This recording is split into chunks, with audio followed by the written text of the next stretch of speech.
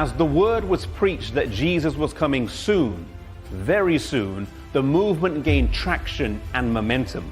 Whilst there were doubters and scoffers, the numbers of those waiting for Jesus' return swelled. The movement was at its strongest in the northeast of the United States of America, though it was by no means limited to just being an American phenomenon.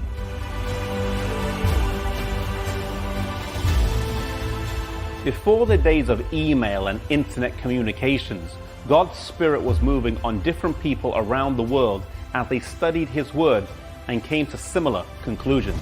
In England, a preacher named Edward Irving proclaimed the soon return of Jesus. In Germany, Johann Bengel. In South America, Manuel de la Cunza.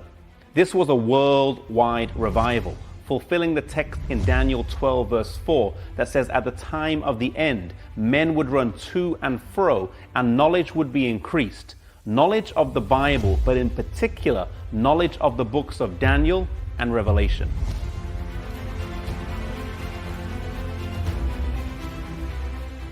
The believers initially expected Jesus to return in the spring of 1844, and when he did not, this produced some disappointment, but they were greatly encouraged when Samuel Snow's studies revealed the prophecy pointed towards October the 22nd. This brought great revival amongst the believers as they wanted to put their wrongs right and be ready to meet Jesus when he comes. They wanted their lives to show evidence of their faith. Some sold their houses, others closed their businesses.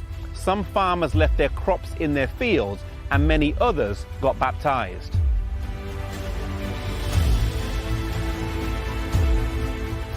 Charles Fitch was a minister who baptized many people in the autumn of 1844, and unfortunately on one occasion, because there were so many people to baptize and he spent so long in the chilly New England waters, he caught pneumonia.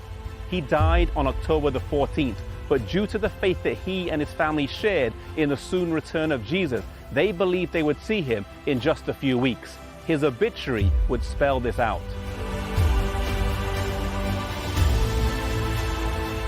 The believers in the locality of William Miller's farm gathered on his property to wait for Jesus' return and stood here on this rock, today known as Ascension Rock. They believed they would ascend to heaven. When Jesus did not come, they suffered a bitter disappointment and their hopes were dashed. They had hung their lives on the belief that Jesus was coming soon, and now he hadn't.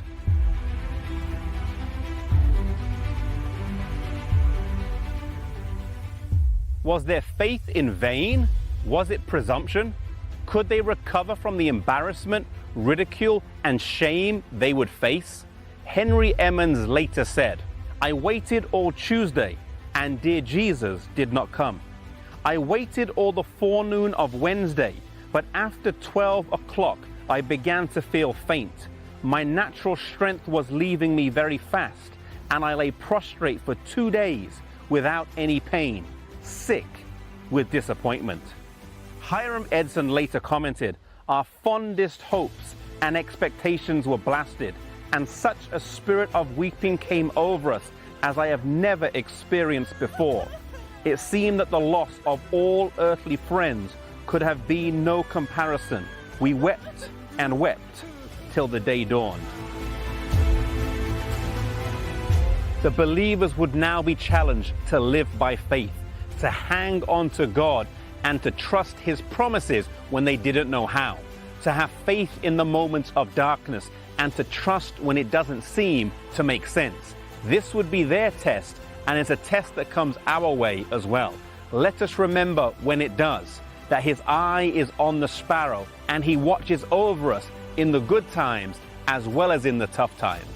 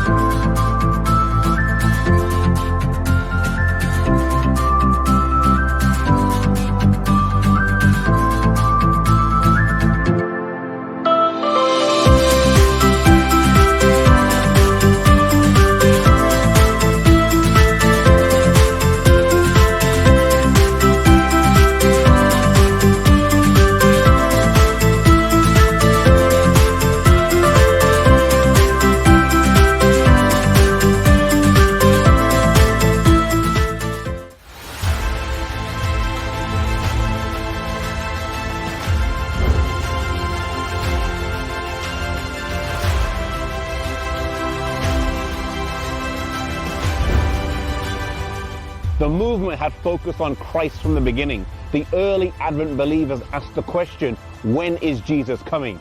However, after the great disappointment of 1844, they then moved on to ask the question, what is he doing?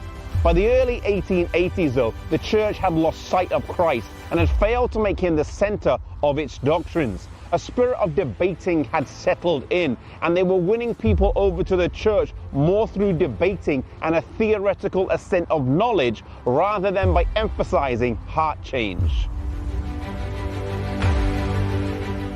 The 1888 General Conference session is the most famous GC session in our history, but unfortunately it's remembered for negative reasons, with the questions often being framed, what if? It was held here in Minneapolis, Minnesota, from October the 17th to November the 4th, and it was the 27th session held. It was held in the newly constructed Adventist church that was located on the northwest corner of the intersection behind me. At the time, world membership was 27,000, and there were 90 delegates present, small by today's standards. Mission work in the South Pacific, city evangelism, amongst other ordinary matters were discussed, but no one remembers these. Ellen White later commented, "I have been instructed by God that the terrible experience at the Minneapolis conference is one of the saddest chapters in the history of the believers of present truth." Prior to the GC session, the theological tension had been building, with articles being published by both sides, something that Ellen White spoke very strongly against. Also, at the various camp meetings, different presentations were given, and a spirit of opposition, debate, and bitterness was aroused. However, this would come to a head here in Minneapolis. The principal characters at this GC session were A.T. Jones and E.J. Wagner, both in their 30s, and Uriah Smith and G.I. Butler, both in their 50s.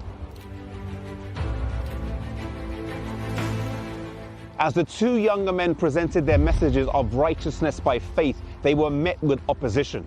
They were presenting on the importance of the centrality of the cross and of Christ's righteousness, and the importance of seeing the law in its correct context. However, one of the arguments that they used to show this was that the law in Galatians 3 was the ceremonial law and not the moral law. This was met with stiff opposition, as some thought that the teaching of the Sabbath was under threat and would lead to misinterpretation and misunderstanding from other denominations. They were invited to debate, and although this practice was common at the time, they refused to. They hadn't come to do that. A rebuttal presentation was made, but the only response at the next session was to read Bible passages in turn on the love of God. No explanation given, just the Bible read. The impact was profound.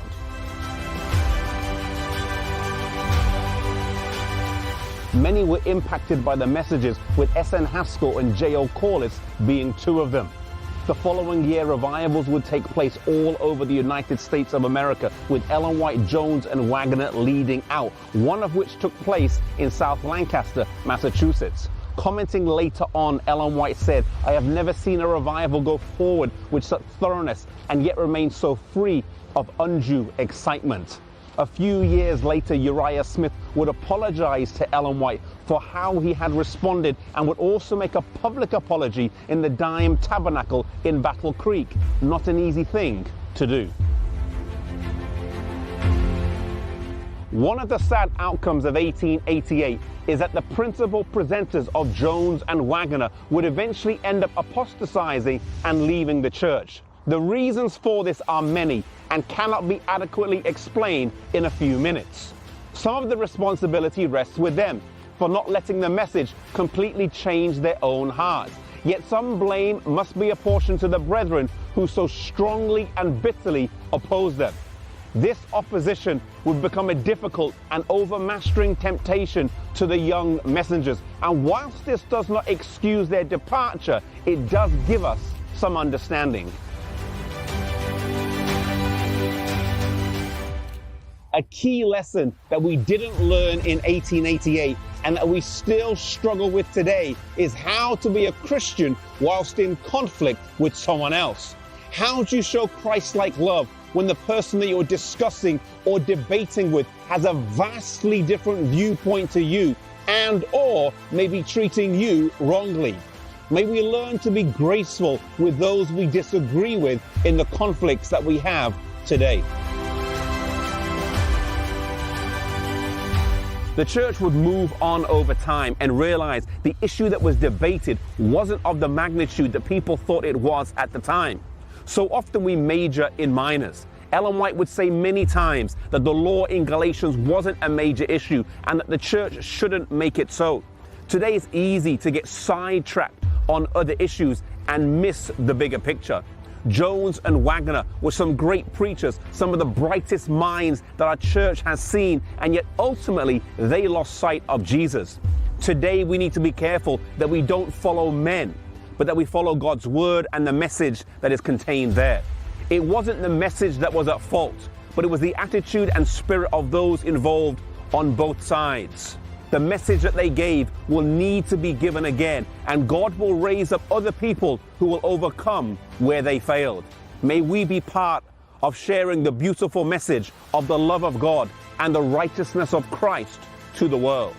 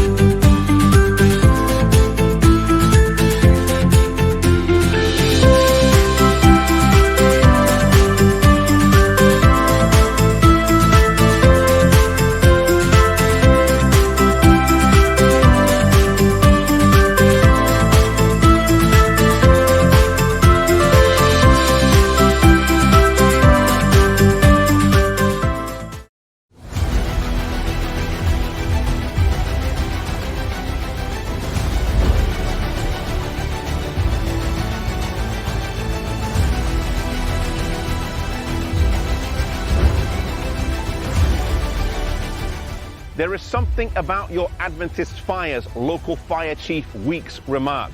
He had fought 2 Adventist fires with his success score being 0. He also said that the water poured on acted more like gasoline. Ellen White had warned the review that they were on dangerous ground and was not surprised when she heard of the fire on December the 30th, 1902.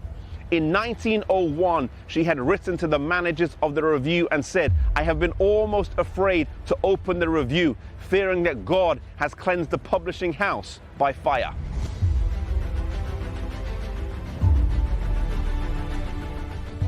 The review had gotten itself into a situation where it's publishing more commercial work than what its original intention was.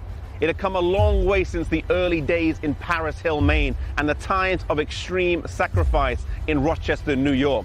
It was now a huge institution, the largest printing press in the state of Michigan.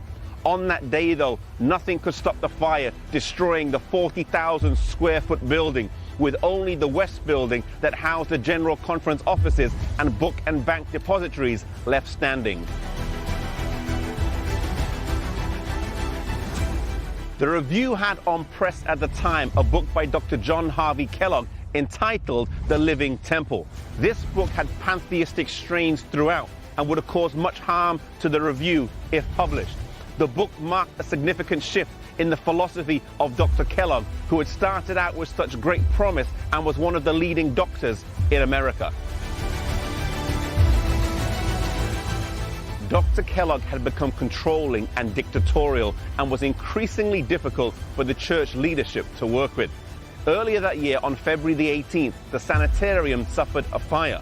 Was it an accident or something bigger than that? A warning for Dr. Kellogg to get back on track.